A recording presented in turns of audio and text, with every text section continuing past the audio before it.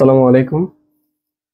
আজকে আমাদের আলোচনার বিষয়বস্তু হচ্ছে কন্ট্যুর ইন্টিগ্রেশন। এটা হচ্ছে কমপ্লেক্স অ্যানালাইসিসের একটা অংশ বা কমপ্লেক্স ইন্টিগ্রেশন বলতে পারি, ওইটার একটা স্পেসিফিক পার্ট আর কি কন্ট্যুর ইন্টিগ্রেশন। তো এখানে অনেকগুলো টাইপের ম্যাথ আছে। আমরা টাইপ ভিত্তিক যেগুলো আমাদের জন্য ইম্পর্টেন্ট সেই ম্যাথগুলো আলোচনা করব বা সেই টপিকগুলো আলোচনা করবো ইনশাআল্লাহ। আমরা টাইপ 1 নিয়ে কথা বলবো আজকে ক্লাসে। আমরা প্রথমে বেসিক বলবো, ওয়ার্কিং রুল বলবো অ্যান্ড একটা এক্সাম্পল করাবো। তো কোন টাইপের ম্যাথগুলোকে আমরা টাইপ 1 এর ম্যাথ বলবো সেটা হচ্ছে, যদি কোনো ইন্টিগ্রালের উপরে থাকে 1 আর নিচে a plus b cos theta অথবা a প্লাস বি বা plus minus b sine theta, মানে কস এবং সাইন থাকবে আর উপরে 1 থাকবে, কস থিটা সাইন থিটা কিছু গুণাকারে থাকবে না, শুধু 1 থাকবে। একেবারে স্পেসিফিক এই ফরম্যাটের যদি হয় এবং লিমিটের হিসাবটা কি, লিমিট হয়তোবা এটার ক্ষেত্রেও এবং এটার ক্ষেত্রেও দুটোর ক্ষেত্রে 0 থেকে 2 পাই হবে, অথবা 0 থেকে পাই হবে, অথবা মাইনাস পাই থেকে প্লাস পাই হবে। তাহলে এই তিনটা লিমিটের জন্য এই দুইটা ম্যাথ, টোটাল 6টা টাইপের ম্যাথ এখানে আছে। এখানে a এর মান b এর মান থাকতে পারে, এখানে 5 থাকতে পারে, 3 থাকতে পারে, 4 থাকতে পারে, বা অন্য যে কোনো সংখ্যা থাকতে পারে। তো এই টাইপের ম্যাথের ক্ষেত্রে আমরা নিম্নোক্ত প্রসিডিউর মেনটেন করে তারপরে ম্যাথগুলো করব। এখানে আমরা আনুষঙ্গিক কিছু ফর্মুলা অ্যাড করে রাখছি, যে ফর্মুলাগুলো পরবর্তী টাইপেও কাজে লাগবে। তো আমরা দেখি আমরা কোন প্রসেসে করব। জাস্ট এগুলো একটু নোট করে রাখবা, যাতে আমি ম্যাথ এক্সাম্পল করানোর সময় পরবর্তী রিভিশন দেওয়ার সময় কাজে লাগে আর কি। প্রথমে বলা হয়েছে let I equal to the given integral. এখানে কোয়েশ্চেনে যে ইন্টিগ্রালটা দেয়া থাকবে সেটাকে আমরা আই ধরে নিব, এটা প্রথম কাজ। সেকেন্ড কাজ হচ্ছে, যদি লিমিটের মান 0 থেকে 2 পাই, 0 থেকে পাই, মাইনাস পাই থেকে পাই, এই তিনটা ফরম্যাটে যদি লিমিটের মান দেওয়া থাকে, তাহলে যেহেতু কন্ট্যুর, কন্ট্যুর মানে হচ্ছে বাউন্ডারি লাইন, এই যে বাউন্ডারি লাইন, কোনো ক্লোজড ইন্টিগ্রালের বাউন্ডারি লাইনকে কন্ট্যুর বলা হয়। যদি এরকম লিমিটের মানটা 0 থেকে 2 পাই অথবা 0 থেকে পাই অথবা মাইনাস পাই থেকে পাই থাকে, তাহলে আমরা এই কন্ট্যুর হিসেবে বা বাউন্ডারি লাইন হিসেবে ধরে নিব একটা ইউনিট সার্কেলকে। What is unit circle? Unit circle মানে এমন সার্কেল যে সার্কেলের রেডিয়াস হচ্ছে 1 এবং কেন্দ্র 0 0 বিন্দুতে। এই সমস্ত সার্কেলকে ইউনিট সার্কেল বলা হয়। তাহলে ইউনিট সার্কেলকে কমপ্লেক্স মানে অ্যানালাইসিসের ভাষায় বা কমপ্লেক্স নাম্বারের ভাষায় বলা হয় modulus of z equal to 1। এটাকে তুমি যদি এক্সপান্ড করো তাহলে দেখবা যে তুমি একটা ইউনিট সার্কেল পাবা। কথা বুঝতে পারছি কিনা? তাহলে z বা modulus of z equal to 1 as the contour, এটা কখন ধরবো? যদি লিমিটের মানটা এই ফরম্যাটে থাকে। লিমিটের মান যদি এই ফরম্যাটে না থাকে, মাইনাস ইনফিনিটি থেকে প্লাস ইনফিনিটি থাকে বা অন্য কোনো ফরম্যাটে থাকে, সেগুলো আমাদের অন্য পরবর্তী টাইপগুলোতে আসবে। বাট এই টাইপের ভিতরে এইরকম থাকলে আমরা ইউনিট সার্কেল ধরে নিব অ্যাজ দ্য কন্ট্যুর। তো যেহেতু z bar modulus of z equal to 1, তাহলে সেখান থেকে আমরা প্রমাণ করতে পারি বা লিখতে পারি যে since modulus of z equal to 1, then z equal to 1 into e to the power I theta. তো e to the power I theta এর পরিচয় আমরা অলরেডি জানি যে cos theta plus I sin theta। আর আমরা জানি যে কোনো কমপ্লেক্স নাম্বারকে যদি আমরা এরকম করে রিপ্রেজেন্ট করতে পারি r into cos theta plus I sin theta, মানে এভাবে লেখা যায়। আমি এটার মানটা লিখি, এই যে এটার মানটা লিখি, এটার মানে হচ্ছে cos theta plus I sin theta। Clear? আর এখানে আগে যে 1 আছে সেই 1 হচ্ছে r, এটাকে আমরা এভাবে লিখতে পারি যে r into cos theta into I sin theta, যেখানে r এর মান, যেহেতু আমরা ইউনিট সার্কেলের কথা বলছি, তার মানে আমার সেই সার্কেলের যে রেডিয়াসটা সেই রেডিয়াসটা 1 হবে, সেজন্য r এর মানটা এখানে 1 লেখা হয়েছে। আর এই cos theta plus I sin theta কে এভাবে রিপ্রেজেন্ট করা হয়েছে। কথা বুঝতে পারছি? তো যেহেতু এটা ইউনিট সার্কেল, দেন আমি z এর মানটা এরকম লিখতে পারি 1 into e two the power I theta, মানে হচ্ছে z equal two e two the power I theta বলা যায়।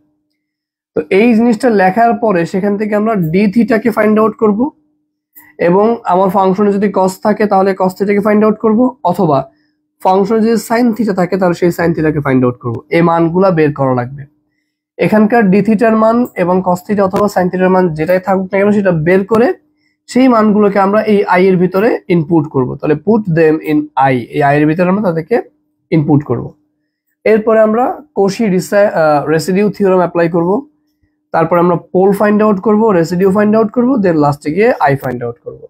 তো ইউজিং দা কশি রেসিডিউ থিওরাম, এই থিওরামটা মানে কি সেটা আমি এখানে লিখে রাখছি। এটা প্রত্যেকটার জন্য কিন্তু অ্যাপ্লিকেবল। তাহলে কশি রেসিডিউ থিওরেম মানে হচ্ছে a closed integral over the closed contour C f of z dz equal to 2 times pi I sum of the residue of the function fz at the poles who lies inside the closed contour. তার মানে আমরা এটা কোথায় আসবে সেটা আমরা দেখবো। আমরা ম্যাথ করতে গেলে আই এর মান যখন আমরা এখানে ওই মানগুলোকে যখন আই এর ভিতরে ইনপুট করব তখন ক্যালকুলেশন করলে আমরা একটা টাইমে গিয়ে এরকম একটা ফরম্যাট পাবো। সেই ফরম্যাটে আমরা কশি রেসিডিউ থিওরেমটা অ্যাপ্লাই করব। ওইটার জন্য ফর্মুলা হচ্ছে এইটা 2 pi I sum of the residue. মানে এখানে অনেকগুলা পয়েন্টে রেসিডিউ বের করব, সেই পয়েন্টগুলোর বা অনেকগুলো হইতে পারে অথবা একটা হইতে পারে। যদি দুইটা থাকে তাহলে দুইটা, অথবা একটা থাকলে একটাই। সাম অফ দ্য রেসিডিউ মানে আমরা এখানে দেখো কোন জায়গায় রেসিডিউ বের করব, বিভিন্ন পোলে রেসিডিউ বের করব। পোল দ্বারা এখানে মানে সিঙ্গুলারিটিজ যে পয়েন্টগুলো আছে সিঙ্গুলার পয়েন্টগুলোকে বোঝানো হয়েছে। অর্থাৎ যেই পয়েন্টে ফাংশনটা অ্যানালিটিক না ওই পয়েন্টগুলোকে সিঙ্গুলার পয়েন্ট বলে। তো পোল হচ্ছে এক ধরনের সিঙ্গুলার পয়েন্ট। সেই সিঙ্গুলার পয়েন্টগুলোতে আমরা এই রেসিডিউ বের করব। যদি পয়েন্ট একটা পাই তাহলে একটা রেসিডিউ বের করব, দুইটা পাইলে দুইটা রেসিডিউ বের করার পরে সেই রেসিডিউগুলোর যোগফল বের করতে হবে, সাম অফ দ্য রেসিডিউ। এখন কোন কোন পোলের ভিতরে আমরা রেসিডিউগুলো বের করব, সেই পোলটা হচ্ছে এমন পোল যেই পোলটা লাই করবে মানে থাকবে ইনসাইড দ্য ক্লোজড কন্টুর। তাহলে এখানে যে ক্লোজ বক্ররেখাটা দেখতে পাচ্ছি সেই বক্ররেখার ভেতরের যদি কোনো পয়েন্ট পাই সেই পয়েন্টে আমরা আমাদের রেসিডিউ বের করব। এটার আউটসাইডের কোনো পয়েন্টে আমরা বের করতে পারবো না। আর যেহেতু ক্লোজ কন্টুরটাকে এখানে আমরা এরকম ধরে নিই, আমরা ইউনিট সার্কেল ধরে নিচ্ছি, তাহলে এই ইউনিট সার্কেলের বাহিরের কোনো বিন্দুতে রেসিডিউ বের করতে পারবো না। যদি ইনসাইড ভেতরের কোনো বিন্দু পাই, এখানে হইতে পারে এখানে হইতে পারে, ভেতর যে কোনো বিন্দুতে আমরা রেসিডিউ বের করতে পারবো। তাহলে কি বলা হয়েছে যে residue of the function f z at the poles, poles বলতে ওই সমস্ত পয়েন্টকে বুঝাইছে who lies inside the closed contour. তাহলে পোলগুলো বাহিরেও থাকতে পারে কিন্তু ওই সমস্ত পোল যারা ওই ক্লোজড কন্টুরের ভিতরে মানে ইউনিট সার্কেলটার ভিতরে অবস্থান করবে সেই পোলগুলোতে আমরা রেসিডিউ বের করব। তো এই পোলগুলোতে রেসিডিউ বের করার জন্য আগে পোলগুলোকে ফাইন্ড আউট করতে হবে, সেই জন্য আমরা এখানে লিখছি ফাইন্ড দ্য পোলস। তাহলে ওই পোল আগে ফাইন্ড আউট করব, সেই পোল অনুযায়ী আমরা রেসিডিউ বের করব। সেই রেসিডিউকে আমরা এই আই এর এখানে যে আইটা পাইছি আমরা সেই আই এর ভিতরে ইনপুট করে দেব। বুঝিয়ে ব্যাপারগুলো এই ধারাবাহিকতা মেনটেন না করলে এই ম্যাথগুলো মনে রাখা যাবে না। এখন আমি যে পোলটা বের করব সেই পোলটা দুইটা ক্যাটাগরি হইতে পারে। অর্ডার 1 এর পোল হইতে পারে, কোন পোলের অর্ডার 1 হইতে পারে, আবার কোন পোলের অর্ডার 2 হইতে পারে। যদি পোলগুলোর অর্ডার 1 হয় সেগুলোকে বলা হয় সিম্পল পোল, আর 2 হইলে সেটাকে বলা হয় মানে 2 হইতে পারে বা 3 হইতে পারে, অন্য যে কোনো কিছু হইতে পারে। তো 1 হইলে সিম্পল পোল, আর যদি 2 হয় সেগুলোকে আমরা পোল এম ধরে বা অর্ডার এম ধরে কাজ করবো আর কি। তাহলে এখানে আমি দুইটা ফর্মুলা লিখছি, একটা সিম্পল পোলের জন্য, একটা হচ্ছে বাকিগুলোর জন্য 2 3 4 5 যেগুলো হয় এগুলোর জন্য। তাহলে if z equal to a is a simple pole, simple pole means what, এটার মানে হচ্ছে যদি আমার পোলটা এর অর্ডার যদি 1 হয় সেটাকে বলা হয় সিম্পল পোল। তাহলে সেটা ক্ষেত্রে আমরা এই ফর্মুলা ইউজ করব, residue of F at the point A is equal limit z tends to a z minus a of into f of z, এটা ফর্মুলা। আর যদি if z equal to a is of order m হয়, মানে এই যে আমি a পোলটা বের করছি সেই পোলটা যদি সিম্পল পোল না হইয়া m অর্ডারের পোল হয় তাহলে রেসিডিউ বের করার ফর্মুলা হচ্ছে limit z tends to a 1 over m minus 1 factorial d m minus 1 divided by dz m minus 1 পাওয়ার আর কি। মানে এটা অর্ডার, এটা ডিফারেন্সিয়েশনের অর্ডার। আমরা ওই যে বললাম না second time derivative third time derivative করি না আমরা, সাকসেসিভ ডিফারেন্সিয়েশন বা পর্যায়ক্রমিক অন্তরীকরণ সেটা। তাহলে এখানে m minus 1 বার ডিফারেন্সিয়েট করব, আর এখানে z minus a to the power m into f of z। এইটা হচ্ছে আমার ওভারঅল এই চ্যাপ্টারের মানে এই টাইপ 1 এর রিলেটেড বেসিক আর কি। তো আমরা এখন একটা এক্সাম্পল সলভ করব, তাহলে আমাদের কাছে জিনিসগুলো ক্লিয়ার হয়ে যাবে ইনশাআল্লাহ। ওকে,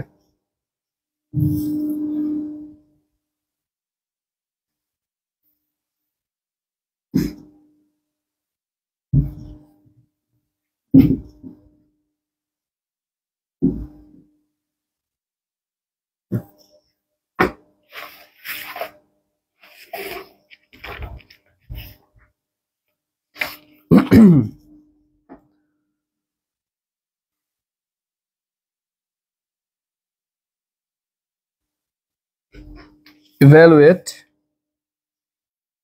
integral 0 থেকে 2 পাই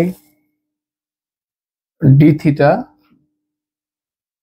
divided by 5 plus 4 cos theta by the method of contour integration.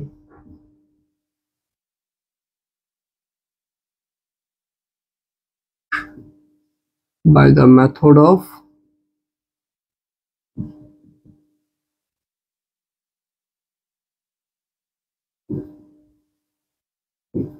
contour integration.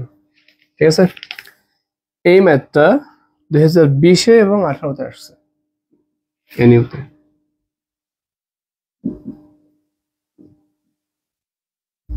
আমরা বুঝতেই পারতেছি ম্যাথটা ইম্পর্টেন্ট হবে। তো সমাধানটা কি, আমি ওয়ার্কিং রুলের ভিতরে সর্বপ্রথম লিখছিলাম আমার যে গিভেন ইন্টিগ্রাল যেটা দেওয়া থাকবে সেটাকে আমি আই ধরে নিব। তাহলে লেট i ইকুয়াল টু 0 থেকে 2 পাই, এটাকে লিখতে পারি 1 divided by 5 plus 4 cos theta into d theta. তারপরে যেহেতু এখানে লিমিট 0 থেকে 2 পাই, এইজন্য আমরা কন্টুরটাকে কি ধরে নিব, ইউনিট সার্কেল ধরে নিব। লেট, অথবা লেট না লিখে আমরা কনসিডার লিখি, এখানে এটা সুন্দর হবে বইয়ের ভাষা অনুযায়ী। Consider z bar equal modulus of z equal to 1 as the closed contour. ঠিক আছে, z bar equal to যদি closed contour হয়, মানে modulus of z equal to 1 যদি closed contour হয়, এটা কি, এটা ইউনিট সার্কেল। হ্যাঁ, একটু মেনশন করে দিতে পারো চাইলে এরকম, which is a unit circle. তো এখন আচ্ছা, জেড বার ইকুয়াল যদি 1 হয় তাহলে আমরা বলতে পারি কি, অতএব Z equal to 1 into e to the power i theta, এটা কিন্তু বলা যায়।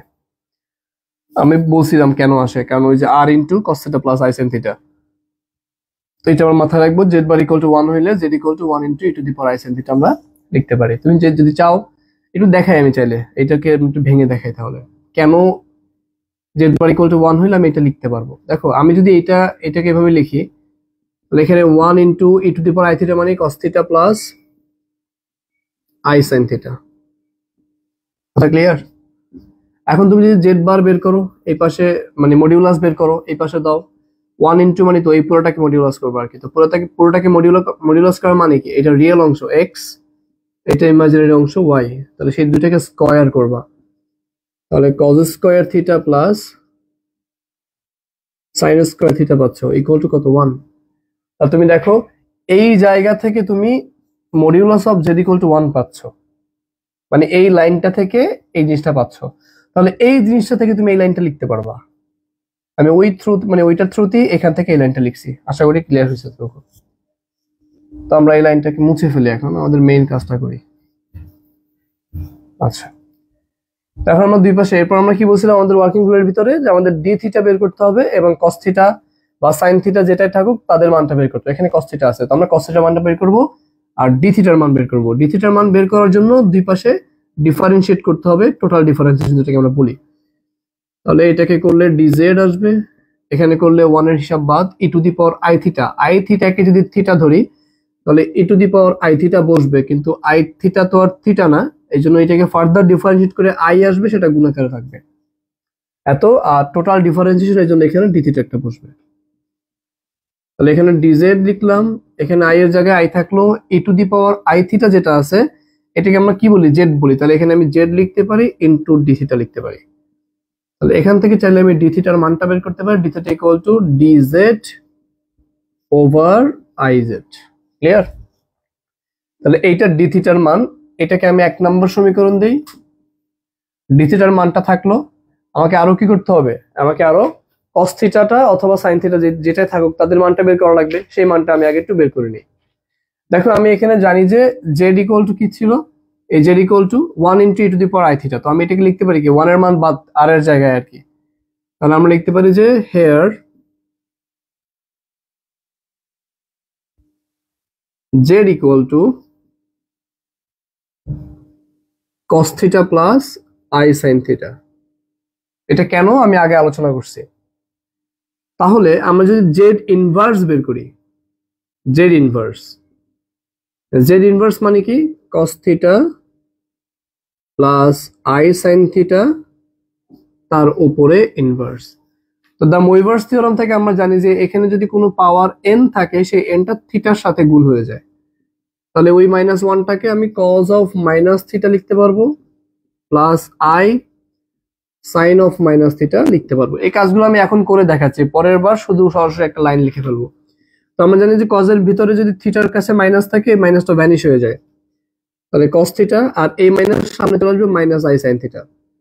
তাহলে এই কাজগুলো আমরা এখানে এখানে এই দুইটা লাইন করছি, পরবর্তীতে আর করবো না, কারণ আমরা জানি যে জেড জেড ইকুয়াল যদি cos theta plus i sine theta হয় তাহলে z inverse 1 equal to cos theta minus i sine থিটাই হবে।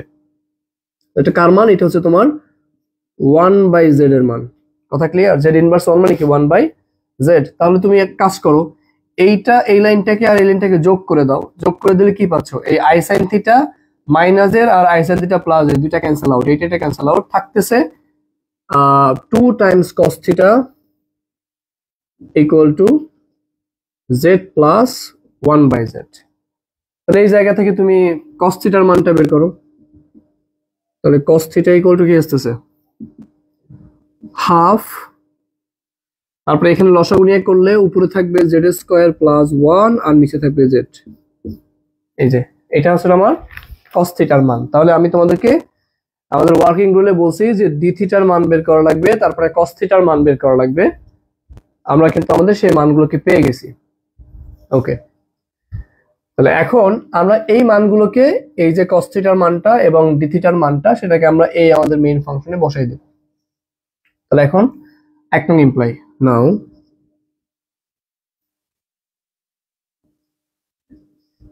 from 1 we get, এক নাম্বার থেকে আমরা পাই i ইকুয়াল টু, যেহেতু মানটা বসাই দিব, তুমি যখন এই থিটার জায়গায় জেড এর মান বসাবো তখন লিমিটটাকে আর 0 থেকে 2 পাই আকারে লিখবা না, কারণ 0 থেকে 2 পাই আকারে যখন লিখবা তুমি এখানে জেড ইকুয়াল টু 1 একটা ইউনিট সার্কেল ধরছো না, এই যে ইউনিট সার্কেল ধরছো, তুমি 0 থেকে যদি আবার ঘুরে ফিরে 2 পাই পর্যন্ত আসো তাহলে কিন্তু পুরা ইউনিট সার্কেলটাকে রোটেট করা হয়ে যায়, মানে মুভ করা হয়ে যায়, তখন এটা ক্লোজড কন্টুর হয়ে যায় আর কি। তো আই ইকুয়াল যখন আমি মান বসাবো তখন এখানে আমি লিখবো closed contour c over c, আর ডি থিটার জায়গায় আমরা মান বসে দেবো d z by i z, d z by i z divided by 5 plus 4, আর cos থিটার জায়গায় মান বসবে half z square plus 1 divided by z. তাহলে আমি পুরো মানটা লিখলাম। লেখার পরে এবার এখানে আমাদের ক্যালকুলেশন করতে হবে। তো সেই ক্যালকুলেশনের ভিতরে এই জেডটাকে আমরা নিচে নিয়ে আসবো আর এই আইটাকে বাইরে বের করে ফেলবো। আমি এই পাশে করে ফেলি লাইনগুলা। তাহলে 1 ডিভাইডেড বাই আই বাইরে নিয়ে আসলাম, এখানে হচ্ছে ক্লোজড কন্টুর সি, তারপরে জেডটা নিচে আসবে, ডিজেড উপরে থাকবে, ডিজেড উপরে থাকলো, জেড এটা নিচে চলে আসলো, আর এখানে ছিল 5, এটা কাটা গেলে 2, তাহলে 5 plus 2 into z square plus 1 divided by z. তো এখানে এটা তো ইন্টু আকারে ছিল, তো আমি একেবারে ব্র্যাকেট দিয়ে লিখি এই। আশা করি এতটুকু clear. Then equal to 1 divided by I,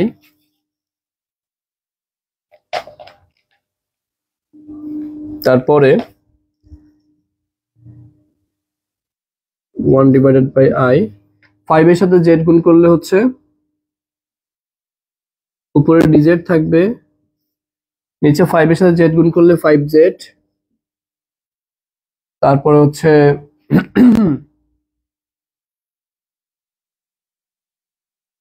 এই জেড এর সাথে এই পুরাটা গুণ করলে উপরের জেড আর নিচের জেড ক্যান্সেল হয়ে যাবে, 2z square plus 2, 2z square plus 2। তো এটাকে একটু অর্গানাইজ করে লিখতে পারো 2z square plus 5z plus 2, তারপর সেটাকে মিডল টার্ম করবা।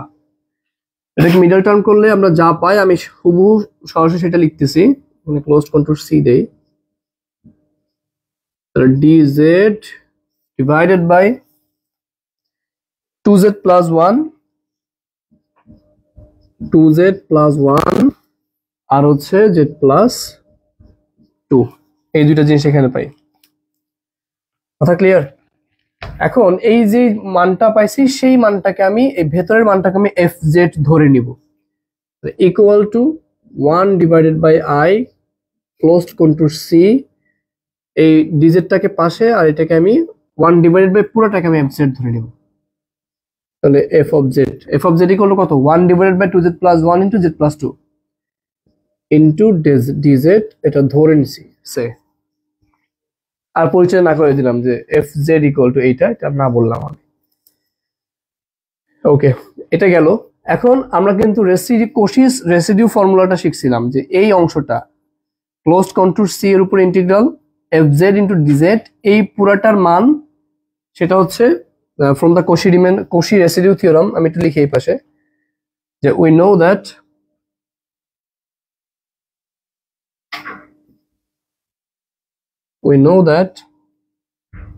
closed contour C f of z dz equal to 2 pi I sum of the residue of the function fz of the poles by at the poles who lies inside the closed contour C। ওইটা আমি লিখলাম না, শুধু এতটুকু লিখলাম। এখন আমি যদি এই রেসিডিউগুলো বের করতে চাই তাহলে আমার পোলগুলো বের করা লাগবে। পোল না বের করলে তো আমি রেসিডিউ বের করতে পারবো না। এই জন্য আমি কিন্তু ওয়ার্কিং রুলে আগে পোল বের করছি, তারপর রেসিডিউ বের করছি। সেই রেসিডিউকে ওই আই এর ভিতরে, মানে এখানে যে আই এর মানটা তো আমি এখানে বের করছি, সেই আই এর ভিতরে আমি সেই মানটাকে ইমপ্লাই করবো আর কি, মানে বসাই দেবো আর কি। তাহলে উই নো দ্যাট এত ইকুয়াল টু এত, তাহলে এই মানটাকে আমরা এখানে বসাইতে পারি। তাহলে এখান থেকে আমি কি লিখতে পারি, যে 1 ডিভাইডেড বাই আই লিখলাম, আর এই পুরাটার পরিবর্তে আমি লিখতে পারি যে 2 pi i into sum of the residue. Clear? এই ফর্মুলাটাকে এখানে আমি বসাইছি। তোমরা চাইলে এই লাইনটা লিখে তারপরের লাইনে এটা লিখতে পারো, আমি কাজের সুবিধার জন্য এখানে লিখছি আর কি। তো যাই হোক, তাহলে আমার আই ইকুয়াল টু ফাইনালি হইলো এইটা। তার মানে এখন আমার রেসিডিউ মানটা বের করতে পারলে এখানে বসাই দিলেই আমি এই ইন্টিগ্রালের মানটা পাবো। তাহলে আমার এই রেসিডিউ বের করার জন্য এখন কি দরকার? আগে পোল বের করতে হবে। সেই পোলটা যদি সিম্পল পোল হয় তাহলে এক ধরনের ফর্মুলা ইউজ করে রেসিডিউ বের করতে হবে, আর যদি পোলটা অন্য কোনো অর্ডারের পোল হয় তাহলে ডিফারেন্ট একটা ফর্মুলা ইউজ করে আমাদেরকে রেসিডিউটা বের করতে হবে, তারপর সেই রেসিডিউগুলোকে যোগ করতে হবে। কথা বুঝতে পারছি? তাহলে এখন আমাদের পোল বের করার পালা। তো আমি পোল বের করার জন্য কি করতে হবে? পোল বের করার জন্য আমরা fz যে ফাংশনটা পাইছিলাম সেই ফাংশনের হরের যে মানটা থাকবে তাকে ইকুয়াল টু 0 ধরতে হবে, তারপরে ক্যালকুলেশন করতে হবে। ঠিক আছে? To find pole,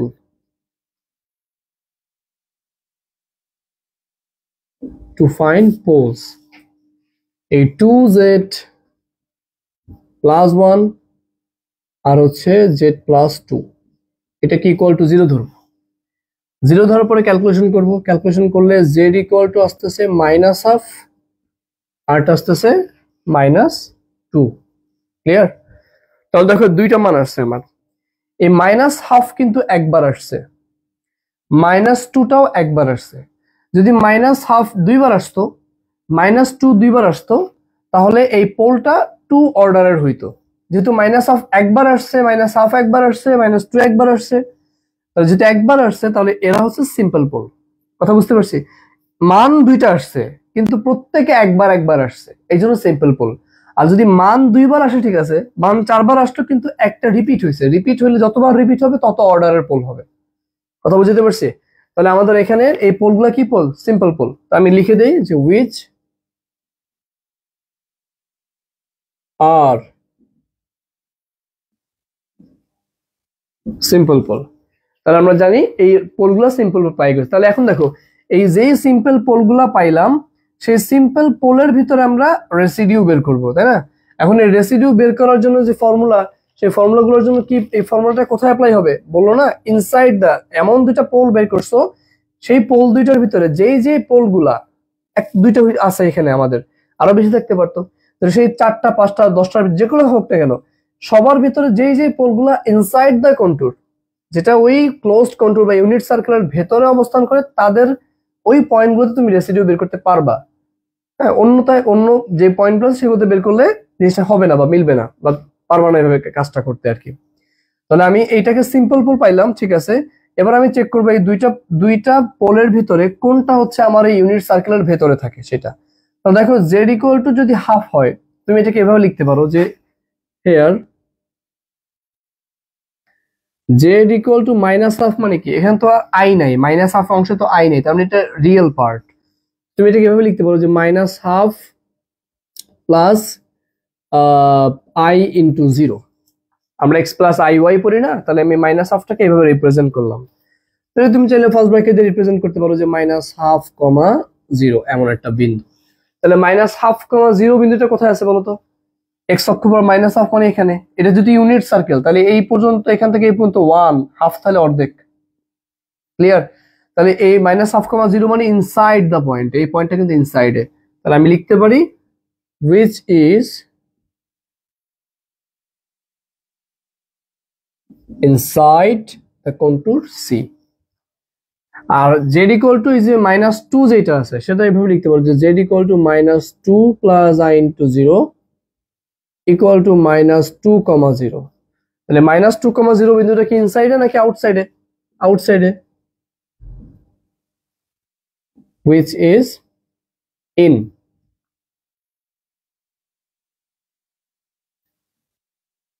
outside of C।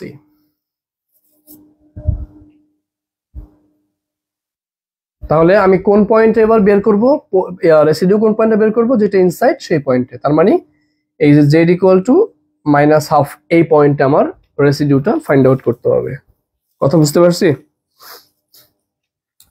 তাহলে একদিকে এই z ইকুয়াল টু হাফটা সিম্পল পোল, ওকে। সেকেন্ড, এটা ইনসাইড অবস্থান করে। তাহলে রেসিডিউ বের করার জন্য যে দুইটা শর্ত এখানে আমার দরকার, মানে ইনসাইডে থাকাটা মেইন শর্ত। সিম্পল হইলে এক ফর্মুলা আর অন্য অর্ডার হইলে আরেক ফর্মুলা।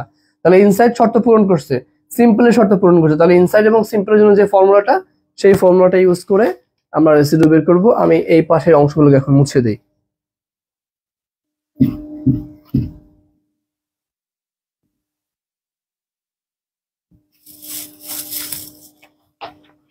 ওকে, তাহলে সিম্পল পোল হইলে এটার রেসিডিউ বের করার ফর্মুলা কি?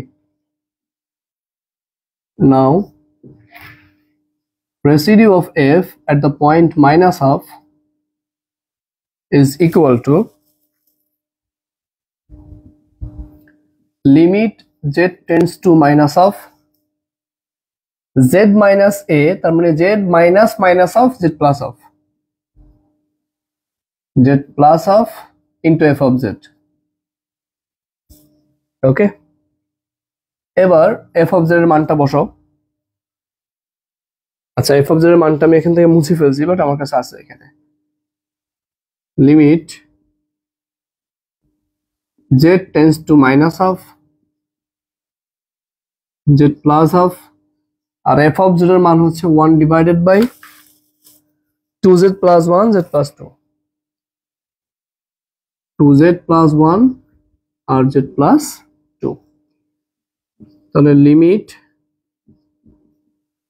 z tends to minus half, এখানে z plus half রয়ে গেল, এখান থেকে 2 কমন নাও, 2 কমন নিলে এখানেও তুমি z plus half পাবা, আর এখানে z plus 2 কে রেখে দাও, এটা ক্যান্সেল আউট, থাকতেছে limit z tends to minus half 1 over 2 into z plus 2।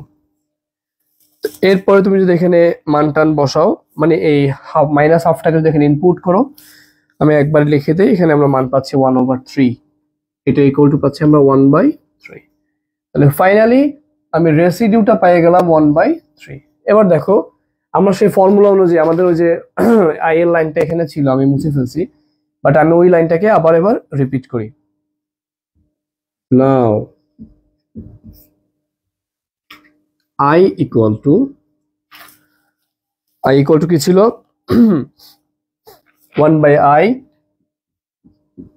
into 2 pi I into sum of the residue। তাহলে আমার তো রেসিডিউ পাইছি একটা, কারণ আমি পোল পাইছি একটা, যে মানে ইনসাইডে অবস্থান করে এমন পোল পাইছি একটা। তো যেহেতু একটা পোল পাইছি তার জন্য রেসিডিউ একটা পাইছি, তখন তার আমার সাম করা দরকার নেই, ওই একটাই বসে যাবে এখানে। তাহলে এই আই আই ক্যান্সেল আউট, এখানে আছে 2 পাই, আর এখানে রেসিডিউর মান হচ্ছে 1/3। তাহলে মেইন কথা হচ্ছে, মেইন রেজাল্ট হচ্ছে 2π/3। This is the value of the integral. Clear? তো এটা হচ্ছে আমাদের এই আই মানে কোনটা, এই যে এটা কোশ্চেনটা, এটাকে তো আমরা আই ধরে নিছিলাম। এটা হচ্ছে আমাদের ম্যাথটা। আশা করি তোমরা ক্লিয়ারলি বুঝছো। তো আমরা আগামী ক্লাসে ইনশাআল্লাহ আমাদের পরবর্তী টাইপটা নিয়ে আলোচনা করব। এখানে অনেকগুলো টাইপের ম্যাথ আছে, এন্ড প্রতি বছর এই চ্যাপ্টারটা থেকে 3টা, মানে কন্ট্রোল ইন্টিগ্রাল থেকে 3টা কোশ্চেন তোমাকে দিবে 10 মার্কের। মানে ওখান থেকে 2টা অ্যান্সার করতে হবে, একটা 5 করে 10 আর কি। এটা গ বিভাগে আসবে, এটা মাস্ট প্রতি বছর আসে। তুমি যদি এই কমপ্লেক্স অ্যানালিসিসের কোশ্চেনগুলো অ্যানালিসিস করো তাহলে পেয়ে যাবে ইনশাআল্লাহ। আজকে এই পর্যন্তই, আল্লাহ হাফেজ।